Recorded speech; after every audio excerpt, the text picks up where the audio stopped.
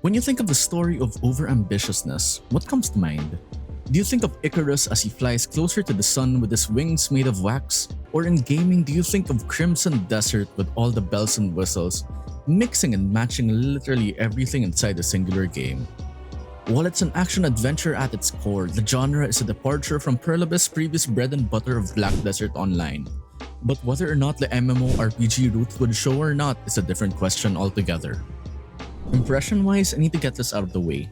I tried a bit of the game before it had its current patches, and after the rollout of patch V 1.00.03, the experience was like night and day.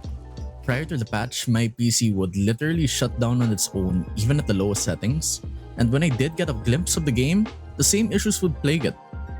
Thankfully though, with the new patch that dropped midway through my playthrough, I was incentivized to give it another shot from scratch. I was suddenly able to bring up the game to its highest settings but min-maxed it to allow recording, and off we went to our adventure.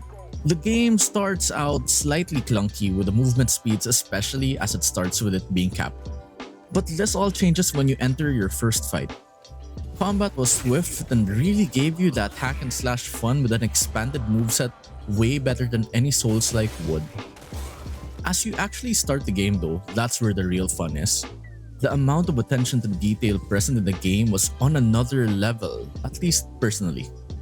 The environments were so vivid that if it weren't for the need to do quests, I'd wander around aimlessly, and I do mean that seriously. You see that rock? You can go to it from the get-go with the right amount of stamina, and go there I did, till I realized I'd been having fun for 2 hours without quote-unquote playing the actual game. Into the meat and bone of the game, you have what you would expect from an open-world action-adventure. You travel around the world as Cliff Greymane, our main character, and it genuinely felt like an MMORPG with the inventory and skill system used. Almost every part of your body could be decked out in armor, and that included slots for rings, a necklace, and even a cloak. Travel isn't limited to just walking and climbing, but you could even get mounts too. It's an understatement to say that it's a small game, because when everything could be explored, it means everything in the entire continent. Whether it be inside houses, or trees, or caves, or even over the ocean. But lacking underwater functionality doesn't really matter with how much it has on the surface. For combat, it follows the usual hack and slash gameplay found in a majority of action games, with the primary distinction being the ways you could fight. Going from sword to spear and even barehanded would have their own strengths and weaknesses. But it looks like no matter which route you go for, these could be improved over time to their respective skill trees and their right artifacts. Outside of your usual fighting and exploration, there are mini-games here and there, but with how early on I am in the story, I've only found arm wrestling, which genuinely feels forgettable.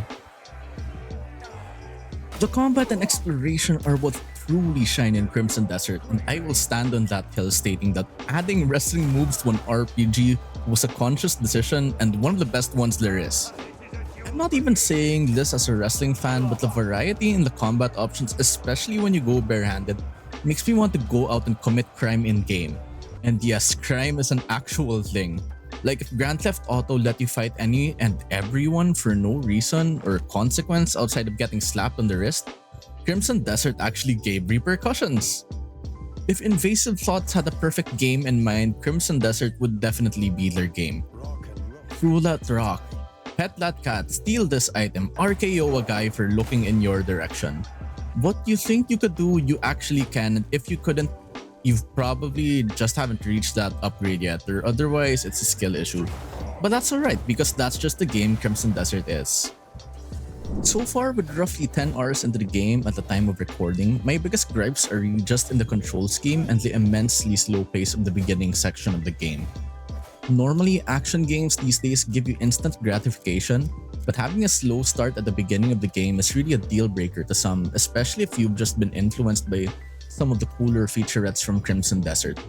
But once that initial slug is out, the entire game opens up by a huge margin. As for the control scheme, normally each button would only be assigned for one function, but in the case of Crimson Desert, it takes a bit of getting used to, especially if you want to maximize the combat and mobility. Imagine each D-pad input has its own radial, and on top of that, we need the literal Tekken command list just to do fun inputs like the RKO. It gets more complicated when you add in the action force and force spam with it having its own subflow chart, but if you keep playing, it does get better. It's like riding a bicycle. It becomes second nature the more you play, and even with all the talent in the world, it does take time. If you're the type of gamer that's willing to just take it easy and do things for the sake of fun, you should.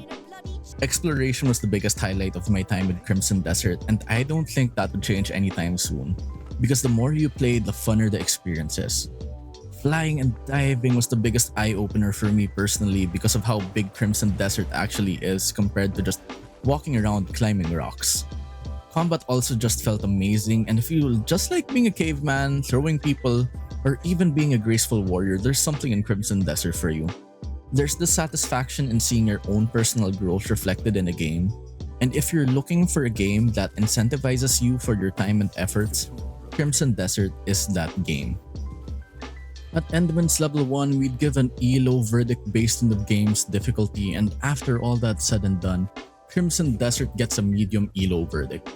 Initially, I considered Crimson Desert to have a high ELO verdict after my initial impressions of the game's earlier incarnations, but the experience does get better the more you're into it. It's like running a marathon.